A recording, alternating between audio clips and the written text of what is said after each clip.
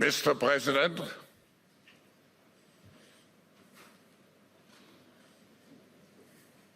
hello.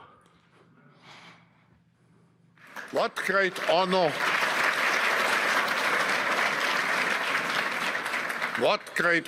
and pleasure to welcome you back to the Davos community.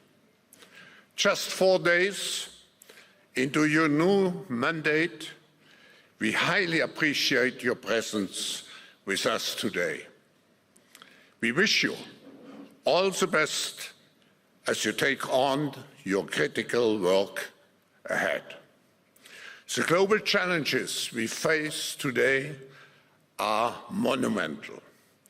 The importance of American leadership and your personal leadership in this regard is fundamental and paramount. We are here to hear your vision and policies related to revitalizing the economy and addressing the global challenges. As you might expect, Mr. President, your return to office and your forthcoming policies have been at the focus of our discussions this week.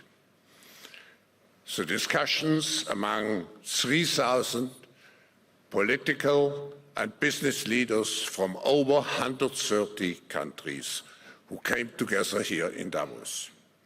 We look forward to hearing first from you and then to the follow-up discussion with business leaders, moderated by my colleague, Børge Brende.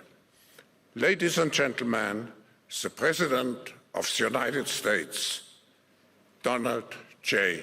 Trump.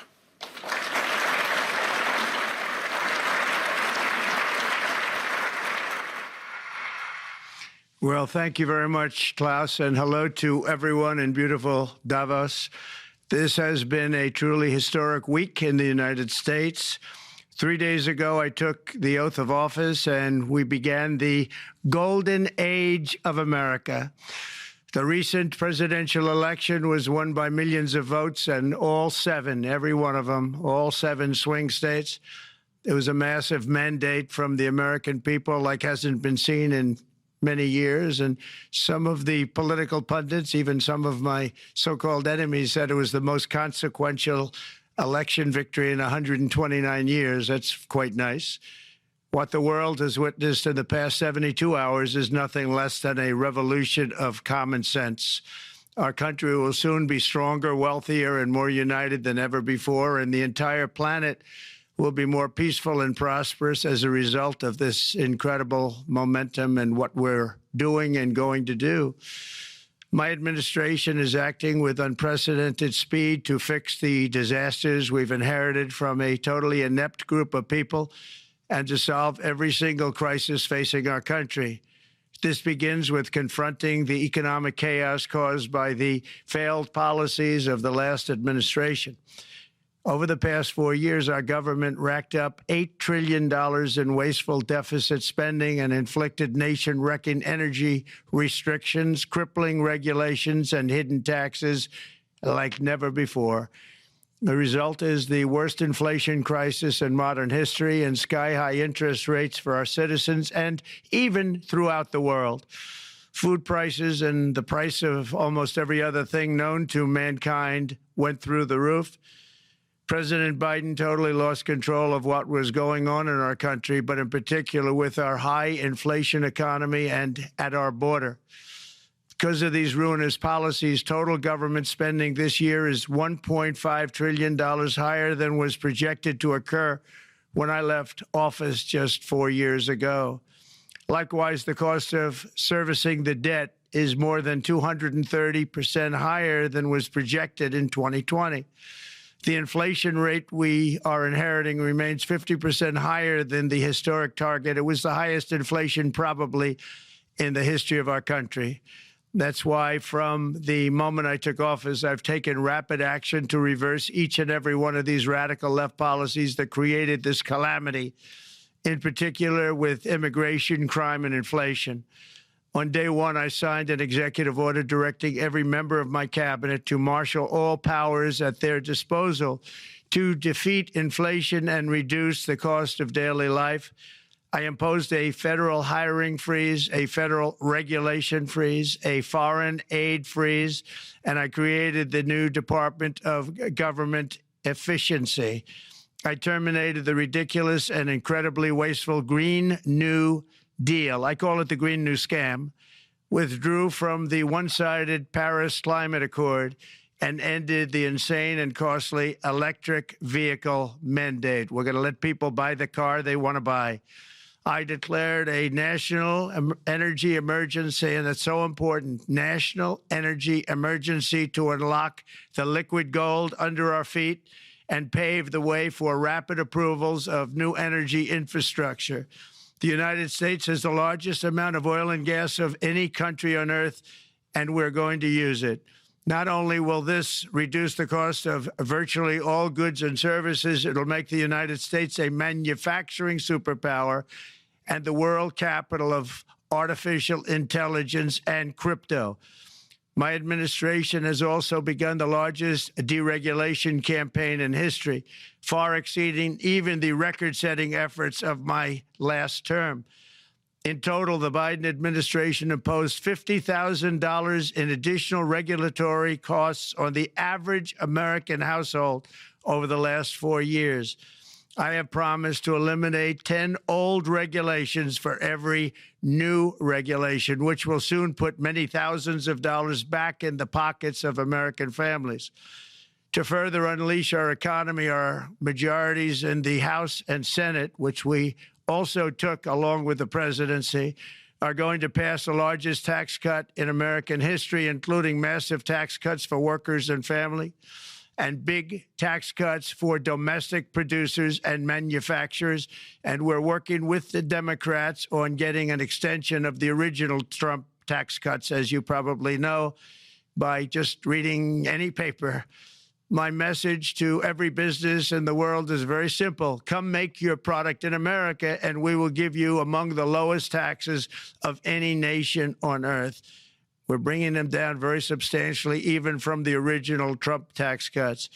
But if you don't make your product in America, which is your prerogative, then very simply you will have to pay a tariff, differing amounts, but a tariff which will direct hundreds of billions of dollars and even trillions of dollars into our treasury to strengthen our economy and pay down debt. Under the Trump administration, there will be no better place on earth to create jobs, build factories, or grow a company than right here in the good old USA. Already, Americans' economic, you can see this, I think, maybe even in your wonderful, wonderful room that you're all gathered together, so many of my friends, but Americans, the economic confidence is soaring like we haven't seen in many, many decades, maybe not at all. Upon my election, it was just announced that small business optimism skyrocketed by 41 points in a single month. That's the highest ever. There's never been anything like that. SoftBank has announced between a $100 and $200 billion investment in the U.S. economy because of the election result. And just 2 days ago, Oracle, SoftBank, and OpenAI announced a $500 billion investment in AI infrastructure. Other companies likewise have announced billions and billions and billions, adding up to trillions of investment in America, in the United States. And it's also reported today in the papers that Saudi Arabia will be investing at least $600 billion in America. But I'll be asking the Crown Prince, who's a fantastic guy, to round it out to around $1 trillion. I think they'll do that because we've been very good to them. And I'm also going to ask Saudi Arabia and OPEC to bring down the cost of oil. You got to bring it down, which, frankly, I'm surprised they didn't do before the election. That didn't show a lot of love by them not doing it. I was a little surprised by that. If the price came down, the Russia-Ukraine war would end immediately. Right now, the price is high enough that that war will continue. You got to bring down the oil price. You got to end that war. They should have done it long ago. They're very responsible, actually, to a certain extent, for what's taking place. Millions of lives are being lost. With oil prices going down, I'll demand that interest rates drop immediately, and likewise, they should be dropping all over the world. Interest rates should follow us. All over, the progress that you're seeing is happening because of our historic victory in a recent presidential election. one that has become quite well known throughout the world. I think a lot of things are happening to a lot of countries. They say that there's light shining all over the world since the election, and even countries that we aren't particularly friendly with are happy because they understand what there is a future and how great the future will be. Under our leadership, America is back and open for business. And this week, I'm also taking swift action to stop the invasion at our southern border. They allowed people to come in at levels that nobody's ever seen before. It was ridiculous.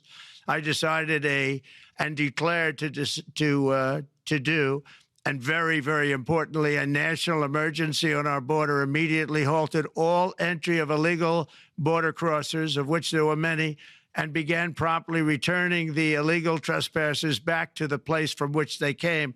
That action, as you've probably seen, has already started very strongly. I've deployed active duty U.S. military and National Guard troops to the border to assist in repelling the invasion. It was really an invasion. We will not allow our territory to be violated. After 4 long years, the United States is strong and sovereign and a beautiful nation. Once again, it's a strong, sovereign nation. In addition, I'm pleased to report that America is also a free nation once again. On day one, I signed an executive order to stop all government censorship. No longer will our government label the speech of our own citizens as misinformation or disinformation, which are the favorite words of censors and those who wish to stop the free exchange of ideas and, frankly, progress. We have saved free speech in America, and we've saved it strongly. With another historic executive order this week, I also ended the weaponization of law enforcement against the American people and, frankly, against politicians, and restored the fair, equal, and impartial rule of law. My administration has taken action to abolish all discriminatory diversity, equity, and inclusion nonsense. And these are policies that were absolute nonsense throughout the government and the private sector. With the recent yet somewhat unexpected great Supreme Court decision just made, America will once again become a merit-based country. You have to hear that word, merit-based country. And I've made it official, an official policy of the United States, that there are only 2 genders, male and female. And we will have no men participating in women's sports, and transgender operations, which became the rage, will occur very rarely. Finally, as we restore common sense in America, we're moving quickly to bring back strength and peace and stability abroad. I'm also going to ask all NATO nations to increase defense spending to 5% of GDP, which is what it should have been years ago. It was only at 2%, and most nations didn't pay until I came along. I insisted that they pay, and they did, because the United States was really paying the difference at that time, and it was unfair to the United States. But many, many things have been unfair for many years to the United States. Before even taking office, my team negotiated a ceasefire agreement in the Middle East, which wouldn't have happened without us, as I think most of the people in the room know. Earlier this week, the hostages began to return to their families. They are returning, and it's a beautiful sight, and they'll be coming in more and more. They started coming back on Sunday. Our efforts to secure a peace settlement between Russia and Ukraine are now hopefully underway. It's so important to get that done. That is an absolute killing field. Millions of soldiers are being killed. Nobody's seen anything like it since World War II. They're laying dead all over the flat fields. It's a flat field farmland, and there's millions of Russians and millions of Ukrainians. Nobody's seen anything like it since World War II. It's time to end it. And here in America, we have big events coming up. Next year, we have the 250th anniversary of America's founding. I'm so honored to be president during that. That's been a big event. They've been talking about it for 10 years. We also have the World Cup, and I understand Gianni's in the room. Infantino, he was very instrumental in helping us get it. He's there with you someplace, I think, and I want to thank him for that. And then we have the Olympics coming up, which I was instrumental in getting also in my first term. And who would have known that by skipping a term, I would get the Olympics? I was upset. I said, you know, I got the Olympics to come and I won't be president. But it turned out through a stroke of luck, or whatever you might call it, that I'm going to be president during the World Cup and the Olympics and the 250th anniversary. So that's going to be 3 big events. And we've accomplished more in less than 4 days. We have really been working 4 days than other administrations have accomplished in 4 years. And we're just getting started. It's really an amazing thing to see. And the spirit and the light over our country has been incredible. Under the last administration, our nation has suffered greatly, but we're going to bring it back and make it greater, bigger, stronger, better than ever before. I want to thank everybody for being with you. I would have been there myself, except the inauguration was 2 days ago. I thought it might be a little bit quick to make it the first stop, but we'll get there one day. We hope to get there. But I do appreciate, I heard the audience is fantastic, and many of my friends are in the audience, and I will be taking questions now from some very distinguished people. Thank you all very much.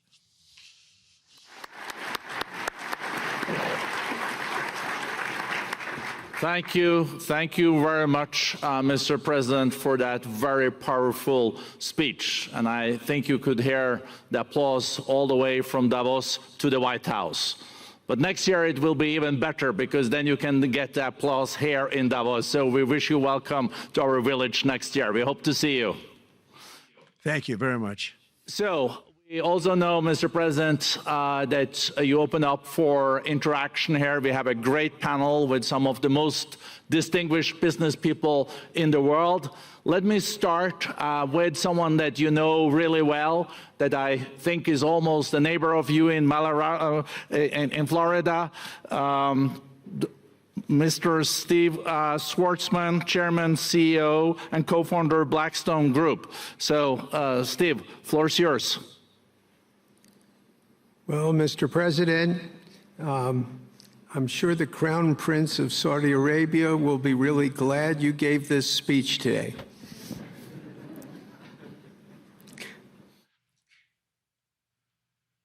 You've had the busiest 4 days that anybody can imagine, and congratulations for that. My question is about some of the things I've observed here at Davos. It's a terrific forum. I've met lots of people, as usual. I think I've been here 30 years.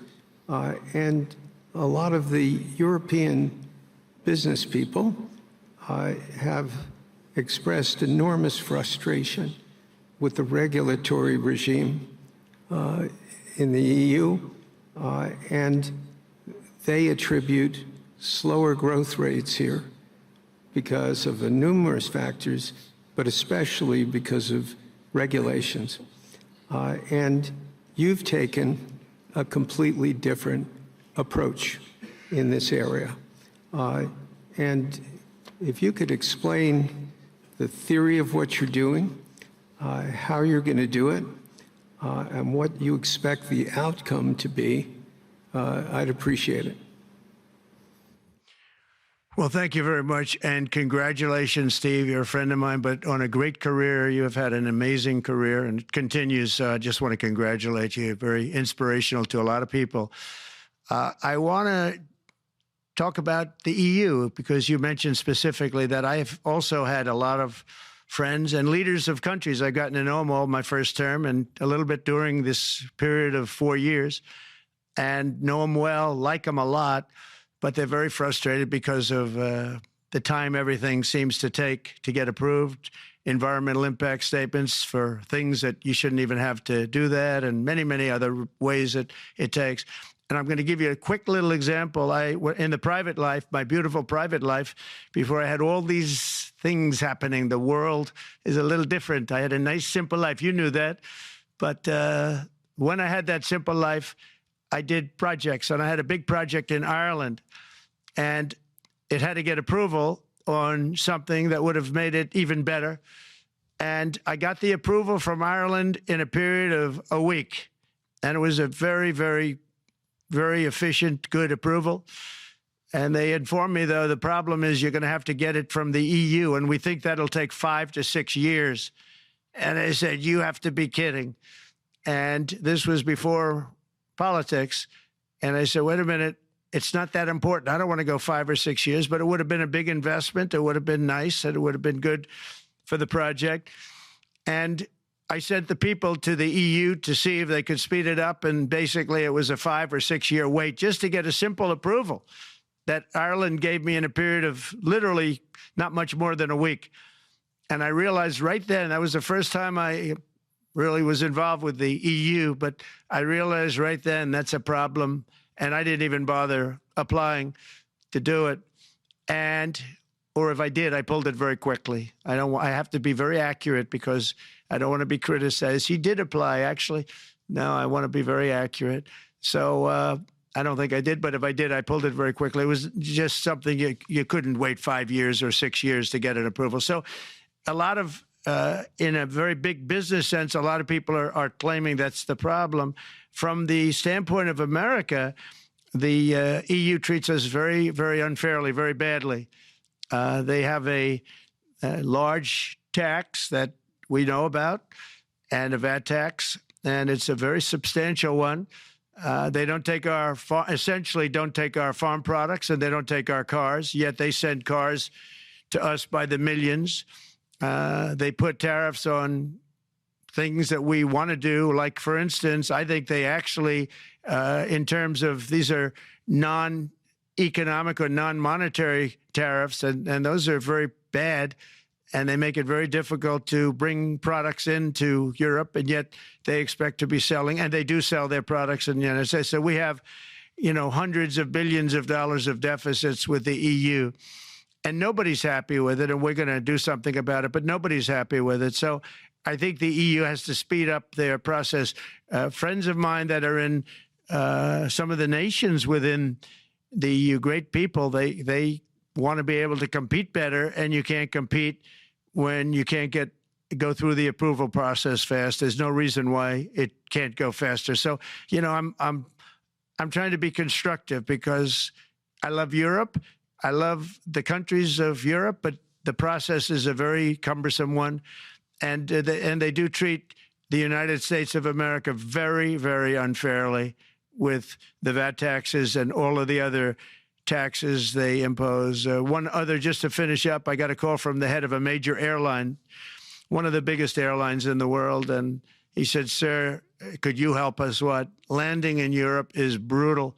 They charge us fees for everything, and it's so unfair. I said, how does it compare to China? He said, it's much worse.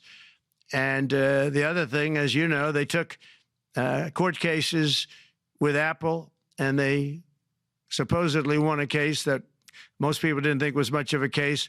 They won 15 or 16 billion from Apple. They won billions from Google. I think they're after Facebook for billions and billions. These are American companies, whether you like them or not. They're American companies, and they shouldn't be doing that. And that's, as far as I'm concerned, it's a form of taxation. So we have some very big complaints with the EU. Thank you.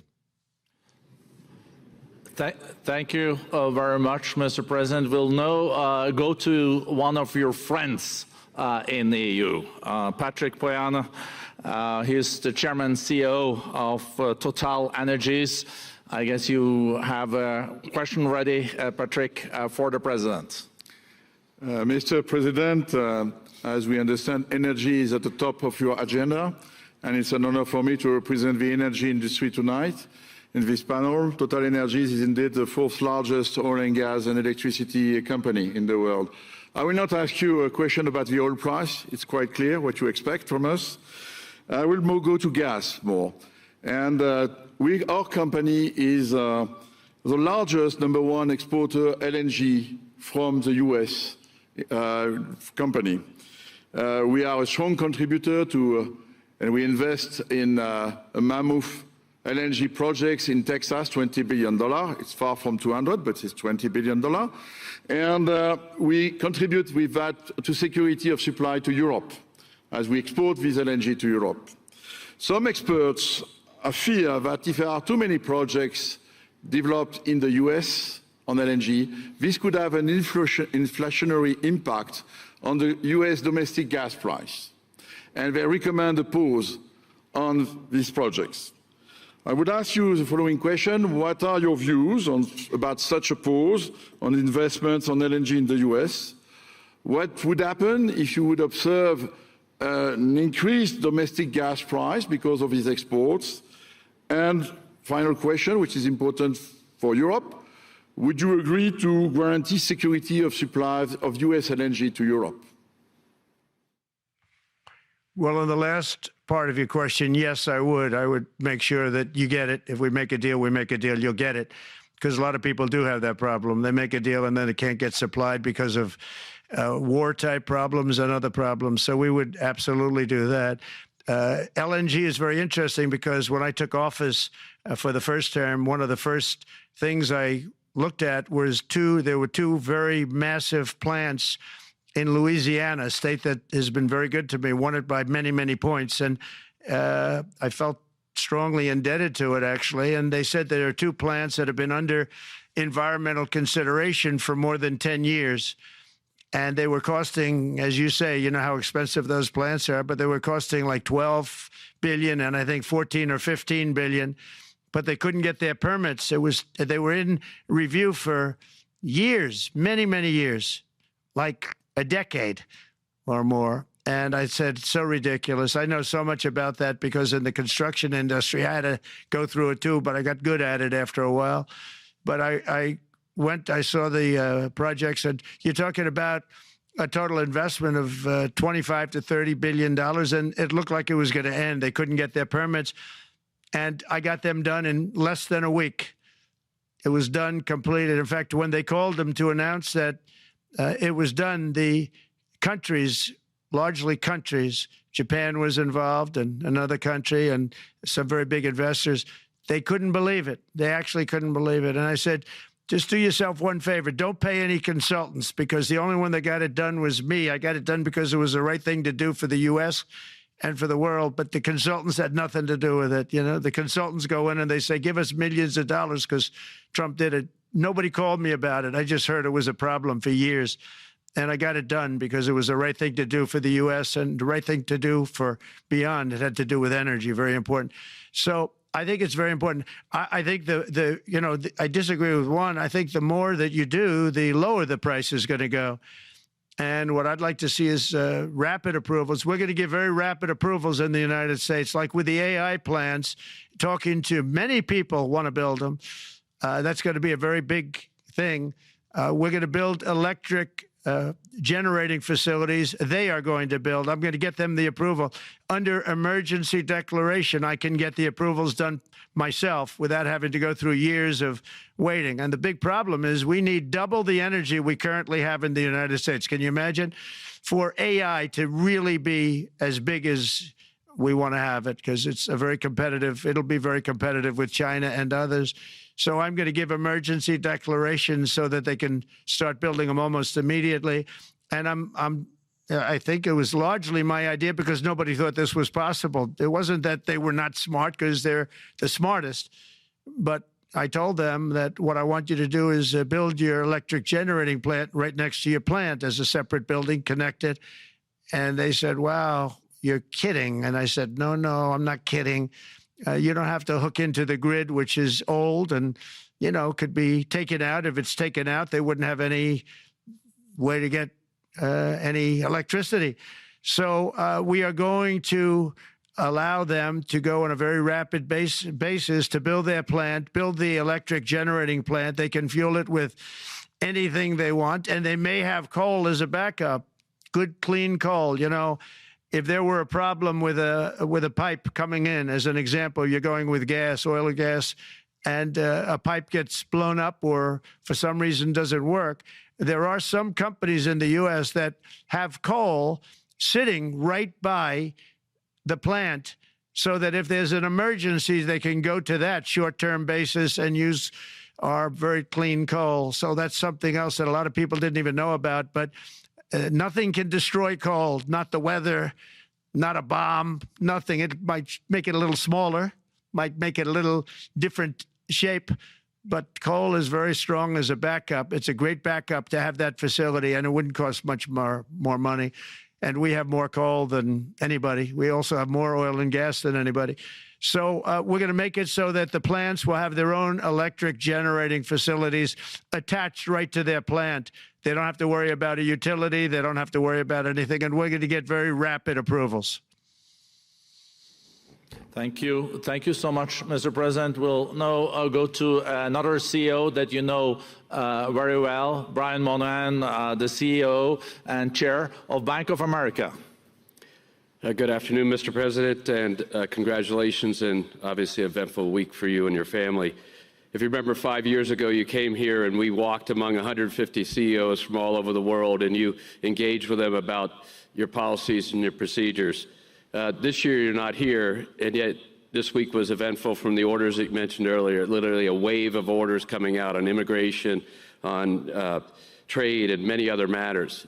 And so as a representative of the United States here, we got a lot of questions about what does all this mean and how would the president square this with his clear focus on growth, prosperity, market growth, stock market growth, a good bond market, and bringing down prices. So how do you think about the impact of all these orders and how fast they come out and how you're going to balance them with that scorecard of being successful in both continuing GDP growth, bringing down inflation, and also having a good stock price? Down to 21%, the corporate tax. And it was actually, if you look at state and city, it was in many cases much higher than 40%. I got it down to 21%. And now we're going to bring it down from 21 to 15% if, there's a big if you make your product in the U.S. So we're going to have the lowest, just about the lowest rate. It'll be, the 21 is on the low side worldwide. The 15 is about as low as it gets. And by far the lowest of a large country, a large, rich, powerful country by far, not even a contest. So we're going to bring it down to 15% if you make your product in the USA. So that's going to create a tremendous buzz. We're also probably going back to the one-year deduction where we deduct, we did that originally, and that was amazing what the impact that had, the one-year deduction, which built up over a period of time, and then it expires. But we're going to go back to that when we do the renewal of the Trump tax plan. We have to get Democrats to approve it. But, if the Democrats didn't approve it, I don't know how they can survive with about a 45% tax increase, because that's what it would be. And so I think they're going to be. We've been working along with them pretty well. I think it's very hard for a political group to say, let's charge people 45% more. So I think we're in good shape. But we're actually doing a reduction for business and small businesses where you're going to bring it down to 15%, which is really something. And by the way, speaking of you, and you've done a fantastic job, but I hope you start opening your bank to conservatives, because many conservatives complain that the banks are not allowing them to do business within the bank. And that included a place called Bank of America. They don't take conservative business. And I don't know if the regulators mandated that because of Biden or what, but you and Jamie and everybody, I hope you're going to open your banks to conservatives, because what you're doing is wrong. Mr. President, I'll say that your friend Gianni said hello, told me to tell you hello, and we look forward to sponsoring the World Cup when it comes, both this summer for the club and next year. So thank you for getting that for the United States. Thank you very much, Brian.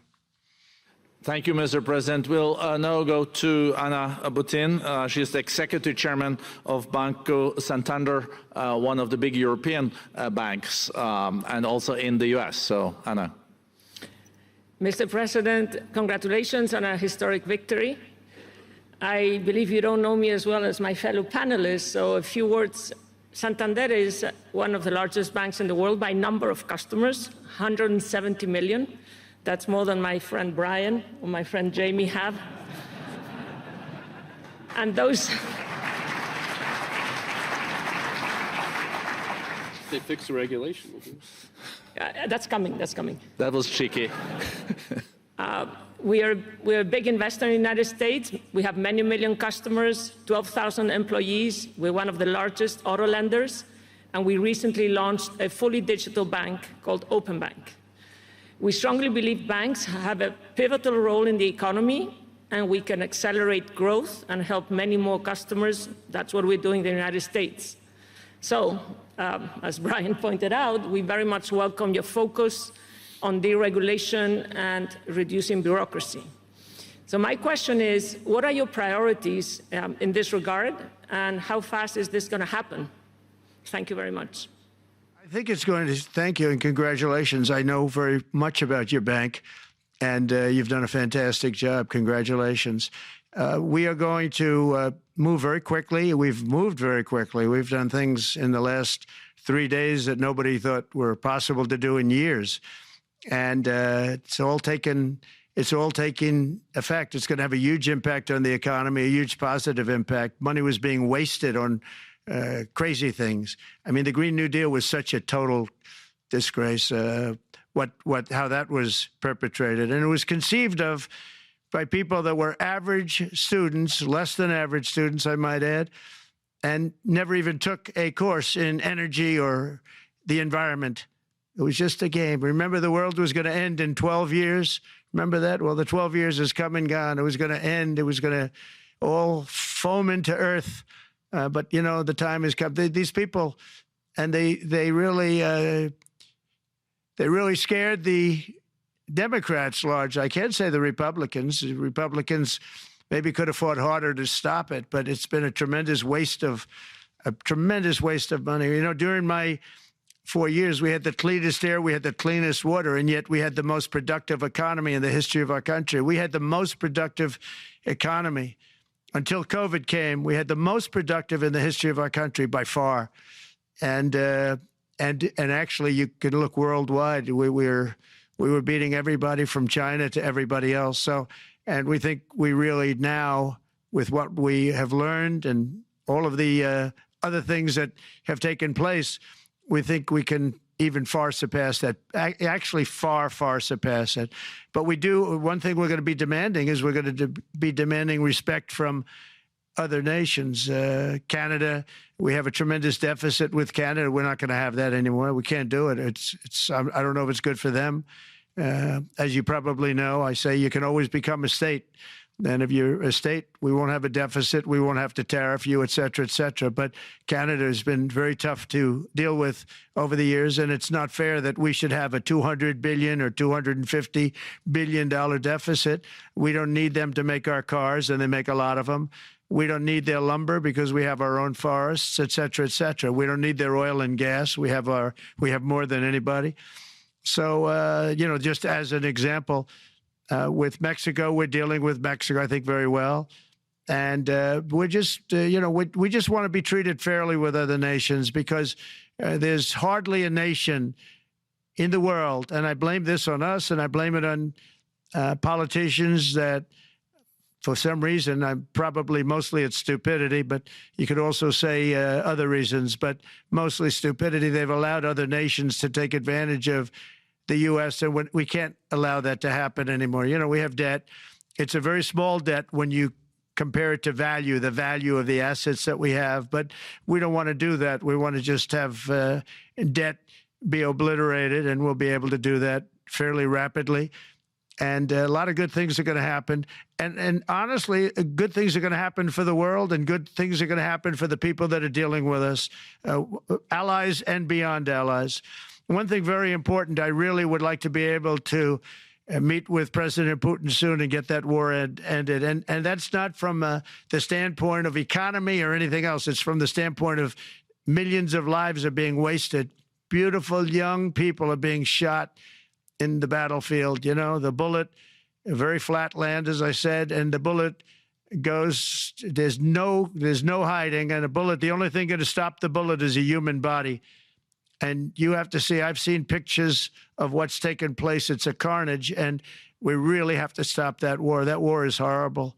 And I'm not talking economy. I'm not talking economics. I'm not talking about natural resource. I'm just talking about there's so many young people being killed in this war. And that's not including the people that have been killed as the cities are being, you know, knocked down building by building. So we really should get that stopped. Likewise, in the Middle East, I think we've made a lot of progress in the Middle East, and I think that's gonna come along pretty well. Thank you. Thank you, Mr. President. We know that the most consequential relationship in the world is between the U.S. and China. U.S. 28% of the global economy, China close to 20%. That's almost half of the global GDP. And we know that you called President Xi Jinping last Friday. We heard that you had a good discussion. How do you see the relationship between the U.S. and China in the next 4 years under your leadership? He called me, but I see it very good. I think that we're going to have a very good relationship. All we want is fairness. We just want a level playing field. We don't want to take advantage. We've been having massive deficits with China. Biden allowed it to get out of hand. He's $1.1 trillion deficit. It's ridiculous. And it's just an unfair relationship. And we have to make it just fair. We don't have to make it phenomenal. We have to make it a fair relationship. Right now, it's not a fair relationship. The deficit is massive, as it is with other countries, a lot of Asian countries, actually. But we have deficits that are very big, and we can't keep doing that. So we're not going to keep doing that. But I like President Xi very much. I've always liked him. We always had a very good relationship. It was very strained with COVID coming out of Wuhan. Obviously, that strained it. I'm sure it strained it with a lot of people, but that strained our relationship. But we always had a great relationship, I would say, and we look forward to doing very well with China and getting along with China. Hopefully, China can help us stop the war with, in particular, Russia, Ukraine. They have a great deal of power over that situation. And we'll work with them. And I mentioned that during our phone conversation with President Xi. And hopefully we could work together and get that stopped. We'd like to see denuclearization. In fact, with President Putin, prior to an election result, which was frankly ridiculous, we were talking about denuclearization of our two countries, and China would have come along. China has a much smaller, right now, nuclear armament than us, or field than us, but they're going to be catching it at some point over the next 4 or 5 years. And I will tell you that President Putin really liked the idea of cutting way back on nuclear. And I think the rest of the world, we would have gotten them to follow. And China would have come along, too. China also liked it. Tremendous amounts of money are being spent on nuclear. And the destructive capability is something that we don't even want to talk about today because you don't want to hear it. It's too depressing. So we want to see if we can denuclearize, and I think that's very possible. And I can tell you that President Putin wanted to do it. He and I wanted to do it. We had a good conversation with China. They would have been involved, and that would have been an unbelievable thing for the planet. Mr. President, when you're back here in Davos next year, will there be then a peace agreement with Ukraine and Russia by then? Well, you're going to have to ask Russia. Ukraine is ready to make a deal. Just so you understand, this is a war that should have never started. If I were president, it would never have started. This is a war that should have never, ever been started. And it wasn't started during there was never even talk about it. I knew that it was the apple of President Putin's eye, but I also knew that there was no way he was going in, and he wasn't going to go in. And then when I was out, bad things happened, bad things were said, a lot of stupidity all around, and you end up with what you have. Now you have all these bombed out cities that look like demolition sites with many people killed. I think the thing that you'll see about Ukraine is that far more people have died than is being reported. And I've seen that. But far, far more people have died. When you look at a city that's become a demolition site where big buildings have been collapsed by missiles hitting them and everything else, and they say one person was slightly injured. No, many people were killed. Those are big buildings. I was surprised at how that was my business. These are buildings that go 2 and 3 blocks long. They're 20 stories high. They're big, powerful buildings, and they were knocked down, and there were a lot of people in those buildings. That announced that 2 people were injured. That's not true. So I think you're going to find that there were many more people killed in Ukraine in the Ukraine war than anybody has any idea. But if you look now, so many of the people being killed are soldiers. just facing each other with guns, rifles, and drones, the new form of warfare, drones. And it's a very sad thing to see. And when you see pictures of the fields that I see, nobody wants to see it. You'll never be the same. Thank you very much, Mr. President, on behalf of all the 3,000 participants here in Davos. We really underline that joining us the third day in your presidency, live taking questions here is so appreciated, and we are already ready for receiving you next year in person. So thank you very much, and all the best from Davos. Thank you. Thank you very much. Thank you.